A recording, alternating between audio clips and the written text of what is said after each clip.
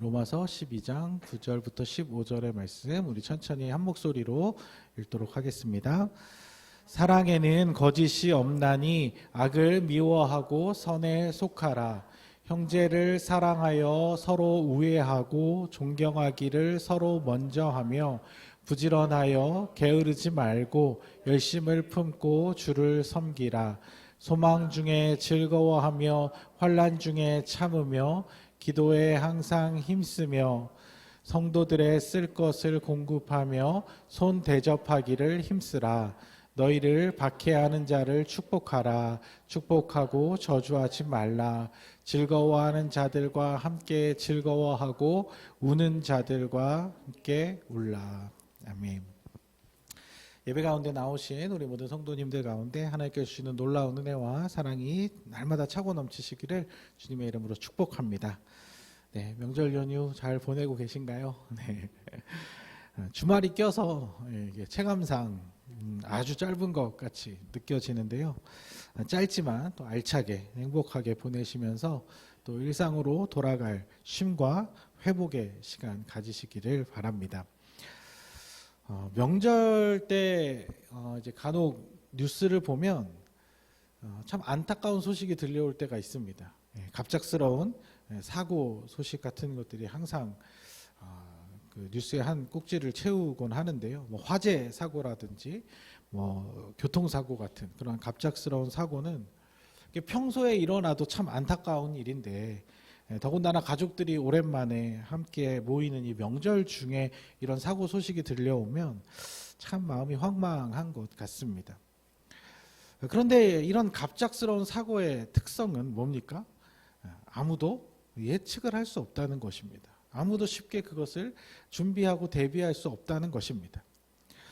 제가 이제 아주 가끔 보는 TV 프로그램 중에 한블리라고 있어요. 들어보셨나요? 한문철 변호사가 이렇게 나와서 교통사고 현장 블랙박스 그 영상 보면서 이렇게 그것도 서로 패널들이랑 이야기하는 그런 프로그램인데 이걸 보고 있으면 정말 안타까운 마음이 들 때가 얼마나 많은지 몰라요. 이 예기치 못한 사고로 인해서 가족들을 정말 허망하게 떠나보낸 사람들, 또 평범한 일상을 살다가 느닷없이 당한 사고 때문에 원치 않았던 장애를 평생 짊어지고 살아가야 하는 사람들. 근데 이 내용을 보면 그 사람들이 뭐 그렇게 잘못한 게 없어요. 원래 하던 대로 운전을 했고 늘 가던 길을 평소와 같이 가고 있었는데 갑작스럽게 그런 억울한 일을 당하게 된 것이죠. 그리고 그 속에서 많은 사람들이 고통스러운 시간을 보내게 됩니다.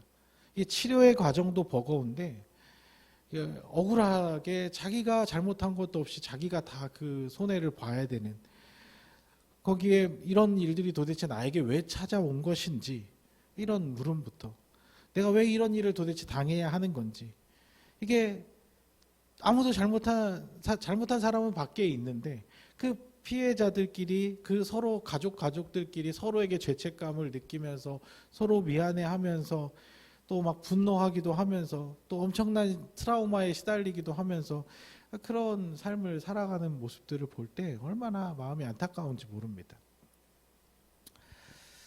요즘 그 장애인 인권 교육의 내용을 이렇게 살펴보면 그 예비 장애인이라는 개념이 있습니다. 예전에 이제 인권에 대한 인식이 별로 없을 때는 장애인이 아닌 사람을 정상인이라고 이렇게 지칭할 때가 있어요. 정상인과 장애인. 근데 이런 표현을 하면 장애인들이 정상이 아닌 것처럼 이렇게 표현이 되는 거잖아요. 그러니까 정말 장애를 당한 것도 정말 힘든 삶인데 그런 어떤 인식까지 받는 것이 어떤 장애인에 대해서 비하하는 것처럼 보일 수 있어서 요즘은 비장애인이라고 표현을 합니다. 장애인과 비장애인 이렇게 부르는데 그렇잖아요. 누구도 장애를 원해서 당한 사람은 없을 거 아닙니까? 그 질병이나 아니면은 이제 사고를 통해서 그렇게 장애를 겪게 되는 것인데 이것을 정상이 아닌 것으로 표현하면 그들에게 더 큰 상처와 아픔을 더해주는 말이 될 수 있다는 것이죠. 그런데 이제 여기서 한 걸음 더 나아가서 장애를 가지지 않고 있는 모든 사람들도 언제라도 예기치 못한 장애를 겪을 가능성이 있다는 그런 의미에서 예비 장애인이라고 표현하기도 합니다. 말은 틀린 말은 아니죠. 누구나 어떤 심각한 병이나 사고로 인해 이런 생기는 장애에 대해서는 아무도 예외가 될 수 없는 거니까요. 그런데 이제 또 이 표현은 자칫하면 이제 장애 없는 사람들을 미리 마치 잠재적 장애인으로 이렇게 생각하게 만든다는 점에서 또 비장애인들에게는 굉장히 불편한 표현이 또 될 수 있다는 그런 의견들도 많습니다. 이런 용어에 대한 문제에 대해서는 서로가 서로를 좀 존중하는 가운데 모두가 불편함이 없이 쓸 수 있는 언어로 잘 정리할 필요가 있을 것입니다. 그런데 저는 문득 이 예비 장애인이라는 표현을 처음 들었을 때 그 표현 속에서 참 인간의 연약함과 그 한계라는 것을 다시 한번 생각해 보게 되더라고요. 그리고 그런 함블리 같은 프로그램을 보면서 만약에 저들이 당한 사고를 내가 갑작스럽게 당하게 된다면 과연 나는 그 삶을 오롯이 견뎌낼 수 있을까? 이렇게 생각을 해보면 참 쉽지 않을 것 같고 괜한 막연한 두려움과 불안감이 들 수밖에 없더라고요. 이런 개인적인 삶에 있어서 이런 어려움들은 누구에게나 찾아올 수 있는 그런 사회입니다. 그런데 이런 불안감이라는 것은요, 단순히 개인적인 삶의 영역에서만 머무는 것이 아니죠. OTT 또 프로그램 중에 이건 잘 모르실 것 같은데 미래 엔딩이라는 다큐멘터리가 새로 나왔더라고요. 작년에 나온 건데 이건 뭐냐면 그 국가적인 재난 상황에 대해서 미리 예측해 보는 내용입니다. 예를 들어서 서울 한복판에 진도 6.5의 대지진이 일어나면 과연 어떻게 될 것인가? 그러니까 요즘 이제 그 시각 효과 기술이 이제 발달이 되다 보니까 그거를 이제 진짜 일어난 것처럼 이렇게 컴퓨터 그래픽 작업을 통해서 이렇게 그걸 표현해 본 거예요. 그러면서 그렇게 됐을 때 과연 어떤 일들이 순차적으로 일어나게 될 것인지 이렇게 시뮬레이션 해보는 이제 그런 내용입니다. 그리고 이제 처음에는 이제 지진 얘기가 나오다. 지진뿐만 아니라 어떤 마약에 대한 거, 대정전 사태, 바이러스, 슈퍼 태풍 등의 이제 이런 국가적 재난 상황을 설정해 보는 건데, 뭐 그 어떤 것도 다 절망적이기는 마찬가지입니다. 근데 사람들이 왜 이런 프로그램을 만들고 또 이런 것을 찾아보는 사람이 있는 걸까요? 만약 이런 것들이 그냥 정말 말도 안 되는 일이라고 생각한다면 아무도 관심을 두지 않을 것입니다. 그리고 여기에 이런 투자를 해서 이런 프로그램을 만들어내지 않을 거예요. 근데 우리가 현재 겪고 있는 현실을 기반으로 할 때 우리의 미래에 이런 일들이 언젠가는 찾아올 것 같은 그런 불안감이 조금은 있기 때문에, 이게 전혀 말도 안 되는 이야기는 아니기 때문에 뭐 이런 엄청난 제작비를 들여서 이런 것도 만들고, 또 어떻게 보면 미리 좀 대비하자는 차원에서 경각심을 좀 주는 차원에서 이런 거 만드는 거 아니겠습니까? 근데 과연 이런 불안감, 이런 미래에 대한 불안감을 그냥 우리가 이건 그냥 상상일 뿐이야, 그냥 단순한 허상일 뿐이야 라고 과연 그렇게 쉽게 단정할 수가 있을까 하는 것이죠. 개인적으로든 사회적으로든 우리 앞으로 다가올 우리의 미래가 암울하다고 생각하는 것이 과연 정말 쓸데없는 생각일 뿐인가, 부정적인 생각일 뿐인가. 그리스도인들은 그런 생각하지 말고 다 그냥 좋게 밝게 긍정적으로만 생각해야 하는 것일까. 어쩌면 이런 불안 요소들은요, 단지 허상이라고만 치부할 수 없는 어쩌면 실제일 수 있습니다. 우리가 정확한 시기에 대해서만 알 수 없을 뿐이지 정말 언젠가는 일어날 수밖에 없는 필연적인 일도 있다는 것입니다. 심지어 예수님께서도 마지막 때의 징조를 묻는 제자들에게 마지막 때에 일어날 환난들에 대해서 이야기하신 적이 있습니다. 이 부분 말씀 읽으면 굉장히 두려워요. 말씀 자체가. 정확히 그 때가 언젠지는 하나님밖에 아버지 하나님밖에 모르시지만 그 때가 분명히 임박해 오고 있다고 예수님도 말씀하시잖아요. 그리고 많은 전문가들은 지금 지구의 위기를 하나같이 이야기하고 있습니다. 기후시계가 거의 임박해 가고 있다는 거예요. 카운트다운에 들어갔다는 거예요. 기후변화로 인한 자연재해들이 현실로 일어나고 있고 분명히 앞으로 더 심각해질 것입니다. 온 세계가 이 심각성을 인지하고 이를 늦추기 위해서 조치를 취해보려고 하지만 이를 과연 멈출 수 있을 것인가에 대해서는 아무도 확답을 내리지 못하고 있습니다. 그런 상황에서 우리가 그냥 막연하게 먼 일로 생각하고 있지만 당장 언제 일어나도 이상하지 않은 그런 상황이 되었다는 것이죠. 우리의 개인적인 삶에서도 마찬가지예요. 우리는 모두 다 나이를 먹고 늙어가고 있기 때문에 시간이 얼마 남았는지는 모르지만 시간이 지나가다 보면 이 건강이라는 것은 아무도 자랑할 수 없는 거잖아요.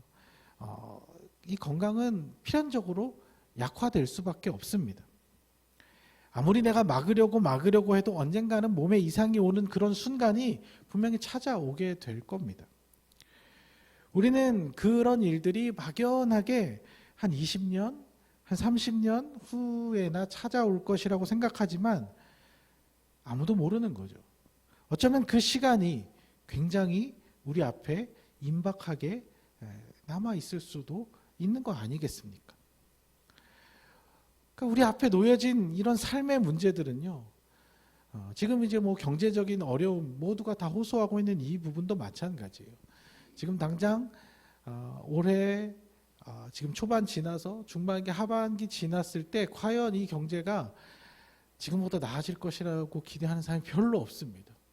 그럼 어쩌면 우리는 그것을 나중에 정말 몸소 체험할 수밖에 없는 시간이 굉장히 임박하게 왔을 수 있다는 것이죠. 이게 그냥 허상이 아니라 에이 뭐 이럴 수도 있고 저럴 수도 있지가 아니라 정말 다가오고 있는 실체일 수 있다는 것입니다. 네, 왜 정초부터 이런 암울한 소리를 하고 있냐고 생각하실 수 있겠지만 그냥 낙관적이고 긍정적인 이야기만 하기에는 우리 앞에 놓여진 현실이 전혀 그렇지가 않다는 것입니다. 우리가 이런 현실들은 그냥 외면한 채 우리에게는 아무런 위험이 없을 거야. 그런 위험이 있더라도 하나님이 우리를 다 막아주실 거야 라고 생각하는 것이 과연 바른 믿음일까요? 그것은 어쩌면 근거 없는 자신감 아닐까요?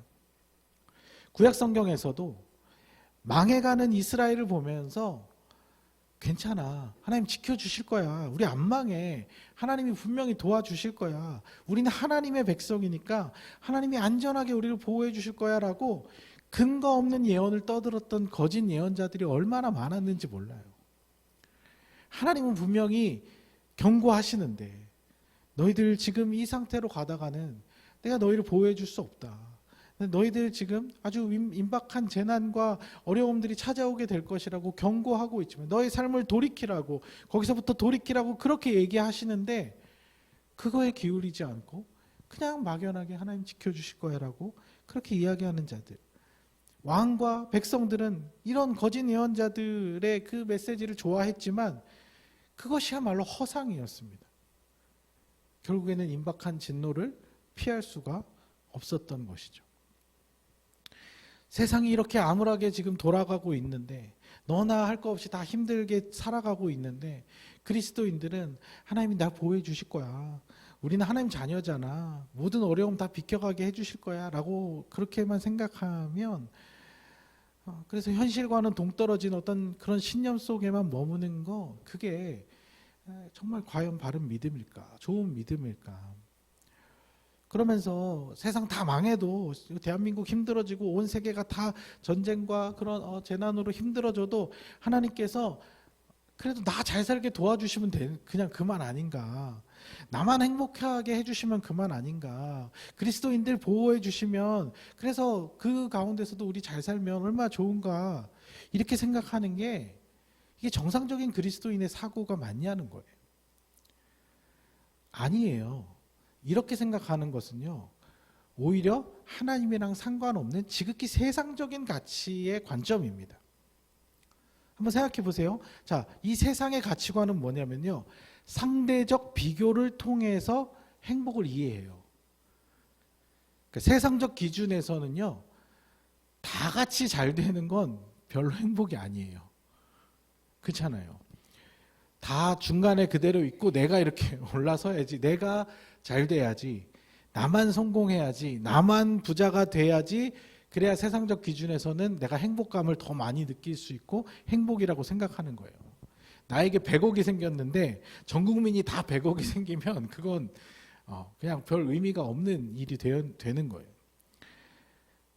또 그런 관점에서 모두가 다 어려움에 처했는데, 다 힘든데 내가 그 어려움을 비껴갔다고 해서 난 잘 됐어, 행복해, 이렇게 상대적 가치로 판단하는 것 마찬가지로 굉장히 세상적인 기준의 가치라는 것이죠. 우리 모두가 코로나로 인해서 어려움을 그동안 당하면서 힘들게 지내왔는데 그 코로나 초창기에 막 어땠습니까?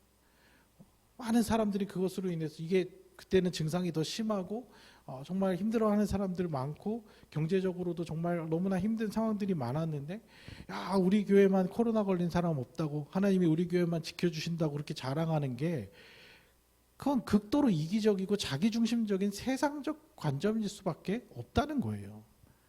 하나님 나라의 관점은요, 정반대입니다.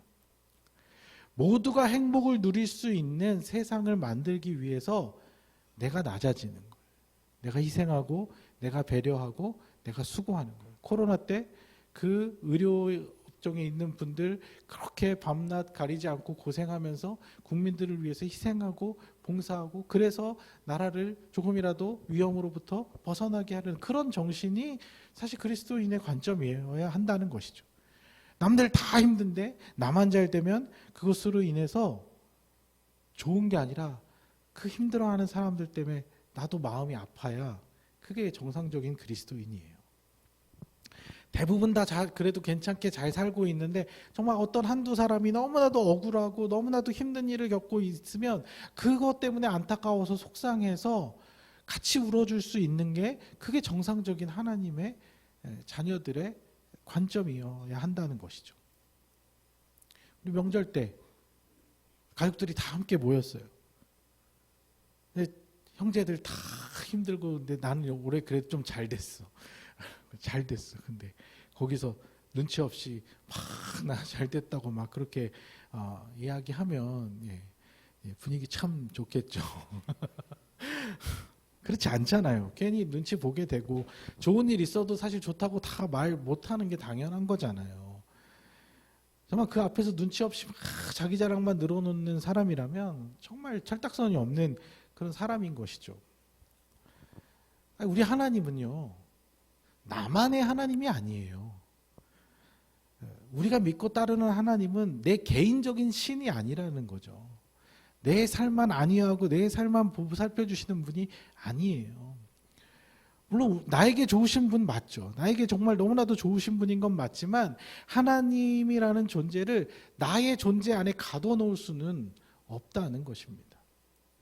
우리 하나님은 온 우주의 창조주이시며 모든 나라와 온 세계의 통치자이시며 시간과 역사의 주관자가 되시는 분이십니다. 그래서 우리가 하나님의 자녀가 되었다는 것은 우리의 관심이 나 하나라는 이 지극히 개인적인 존재에서 하나님이 창조하신 온 우주와 만물, 더 넓은 세계로 우리의 관점이 옮겨져 가는 것을 말하는 거예요. 하나님 없는 본능적인 삶은 자기밖에 모르는 게 당연한 거거든요. 근데 하나님의 자녀가 되면 함께 살아가는 사람들을 바라보게 되고, 다른 사람들의 삶을 돌보게 되고, 우리의 세상적인 어떤 관점이 온 우주와 만물로 연결이 된다는 것이죠. 처음부터 온 우주까지 가지는 않더라도 나와 삶을 공유하고 있는 사람들에게로, 공동체와 이웃에게로, 타인과의 관계로 확장되어 가는 게 정상이라는 것이죠. 그런 관점으로 세상을 바라보잖아요. 그런 관점으로 나에게 집중되었던 시선을 우리와 함께하는 삶을 바라보게 될 때, 우리 앞에 놓여있는 이 필연적인 삶의 고통 그리고 문제들, 이것들을 조금 더 넓은 시각으로 바라보면서 서로의 삶을 함께 이해하고 나눌 수 있는 그런 마음이 생긴다는 거예요. 지금 오늘 본문에서 바울이 권면하고 있는 것이 무엇입니까? 오늘 본문 15절 말씀 읽어보겠습니다. 즐거워하는 자들과 함께 울거워하고 우는 자들과 함께 울라. 15절인데 잘못 표기됐네요. 함께. 내 자신의 안위만 생각하면 나 어떻게 되냐. 이 세상 너무 힘든데, 요즘 너무 어려운데 나 이제 어떻게, 나 앞으로 어떻게, 불안하기만 하죠. 나 이제 아프면 어떡하나, 돈 떨어지면 어떡하나, 문제 생기면 어떡하나, 걱정만 하면서 살 수밖에 없어요. 관점이 나에게로만 꽂혀져 있으면. 그런데 이것은 나만의 어려움이 아니라 우리 모두의 어려움이잖아요. 그래서 함께하는, 나와 함께하는 가족들과 이웃들 앞에 놓여 있는 이 필연적인 고통과 문제들을 바라보게 되면 서로 응원하게 되고 격려하게 되고 도와주고 싶어지는 것이 정상인 것입니다.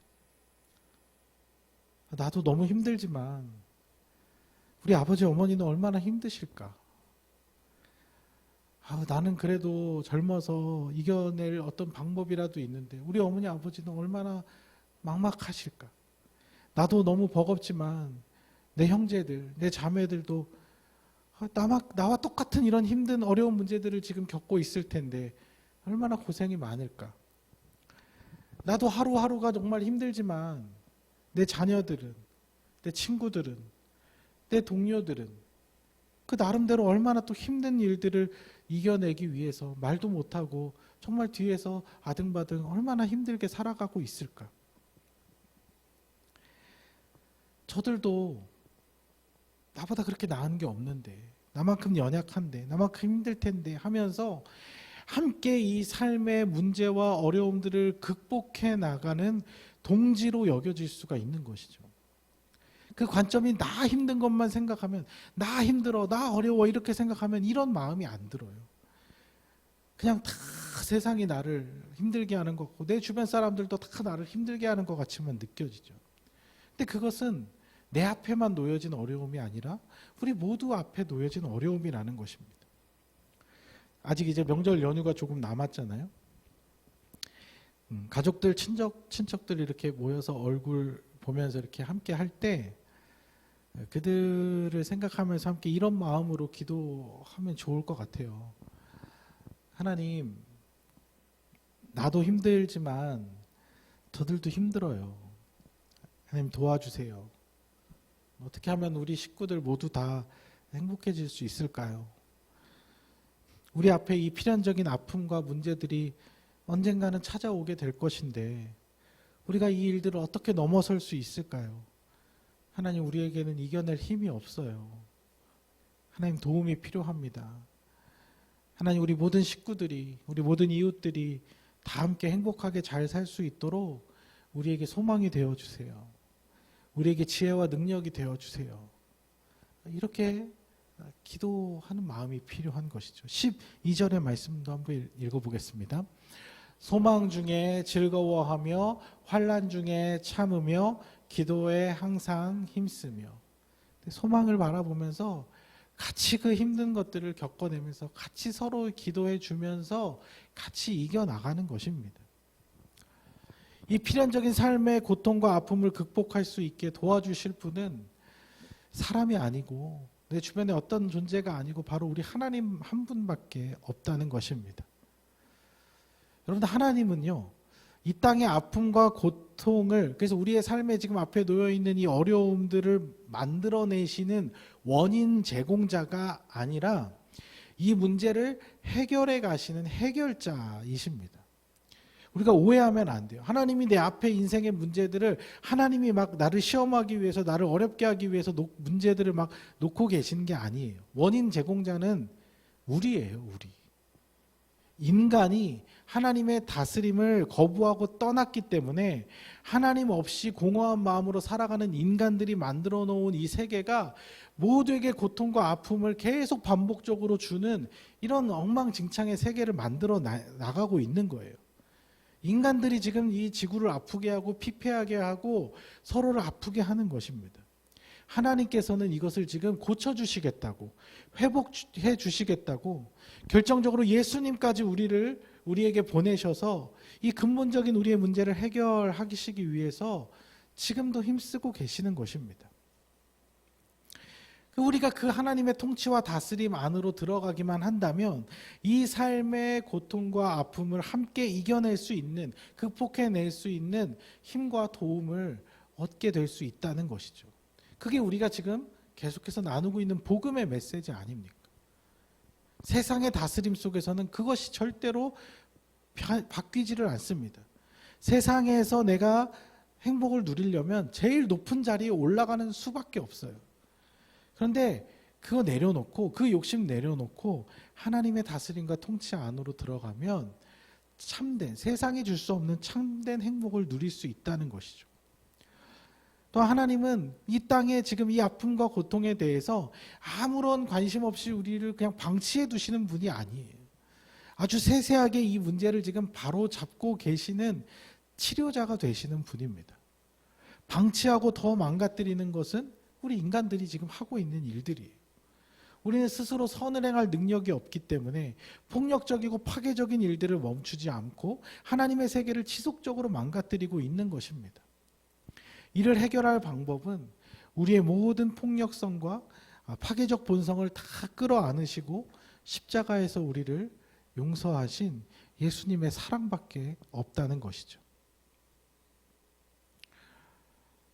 내 사랑하는 형제 자매들까지도, 나와 함께 잘 지내고 있는 이웃들한테도 시기하고 질투하며 배아파하는 이 속 좁고 이해심 없는 우리까지도 기꺼이 안아주시고 품어주시고 용서해 주신 분이 우리 예수님이라는 거예요.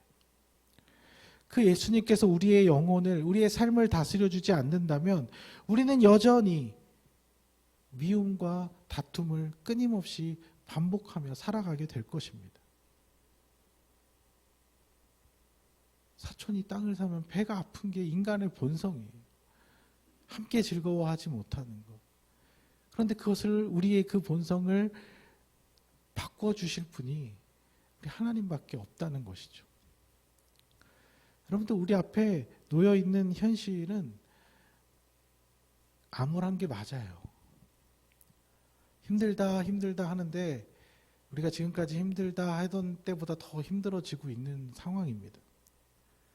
우리가 뭐 누구를 탓하고 세상을 탓하고 정치를 탓하고 누구를 탓해도 이게 바뀔 수가 있는 그런 부분이 아닙니다. 우리가 2024년 12월 돼서 한 해를 마무리하게 할 때 참 올 한 해 행복했어, 즐거웠어, 신났어, 이런 고백을 했으면 참 좋겠지만 그렇게 되시기를 바랍니다. 그런데 또 그렇지 않은 일들도 우리에게 막 찾아올 거예요.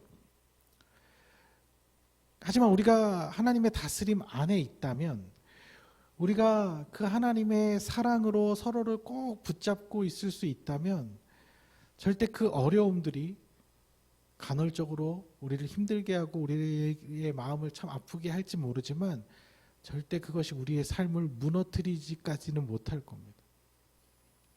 우리가 하나님만 잘 붙잡고 있다면요. 바울이 지금 성도들에게 권면해 준 이 말씀처럼 서로 사랑하며 서로 존경하며 환난을 같이 견뎌내며 서로를 돌아보며 서로의 필요를 채워주며 서로의 마음을 공감해 줄 수 있다면 이 힘든 삶의 문제들 우리 함께 같이 반드시 이겨낼 수 있을 것입니다. 말씀을 정리해 보겠습니다. 현실을 바라볼 때 정말 2024년 한 해가 그렇게 낙관적이지만은 못합니다. 우리가 그냥 피하고 싶다고 해서 피할 수 있는 문제도 아닙니다. 또 대비를 한다고 해서 또 뭘 대비할 수 있는 것도 아닌 그런 막막함들이 우리 앞에 놓여 있습니다. 그럼에도 불구하고 우리가 내 앞에 놓여져 있는 이 문제들, 내 앞에 힘든 일들만 바라보지 마시고 하나님께서 가르쳐 주신 그 사랑의 본을 따라서 이 문제들을 같이 함께 서로 위로하고 격려하며 잘 넘어가 봤으면 좋겠습니다. 우리 교회잖아요. 이 안에서 시기 질투하고 자존심 내세우고 그러지 말고 힘들면 힘들다고 서로 고백하고 그 고백 가운데 서로 용기 주고 힘낼 수 있도록 도와주고 함께 마음 나눠주고 관심 가져주면서 그 하나님의 사랑으로 한번 똘똘 뭉쳐서 이겨나가 보자고요. 저도 우리 성도님들 힘든 일들 겪으실 때 사고 당하시고 아프시고 막 이러시면 마음이 막 너무나 아파요. 안 그랬으면 좋겠는데. 그게 그렇더라고요. 담임 목사가 그렇더라고요. 내가 잘못한 게 아닌데 내가 죄송하고 내가 뭔가 뭘 도와주고 싶은데 도와줄 수 있는 힘이 없다는 것에 그냥 정말 제가 늘 드리지만 기도할게요 밖에 할 말이 없는 거예요. 그럴 때 이 기도할게요라는 말이 어떨 때는 너무 무기력하게 느껴질 때도 있더라고요. 정말 어떤 실제적인 도움을 드리고 싶은데 그럴 수 없는 상황들. 우리가 함께 한 가족으로 같이 이 위기들을 잘 극복해 나가 봅시다. 그럴 때 그 사랑이 이 안에 머물고 있을 때 하나님께서 절대 우리를 그냥 내버려 두지 않으실 것입니다. 우리를 불안하게 하고 두렵게 하는 이 인생의 문제들 앞에서 담대하게 하나님의 다스림을 선포하면서 믿음으로 승리해 나가시는 행복한 한 해 되시기를 주님의 이름으로 축복합니다.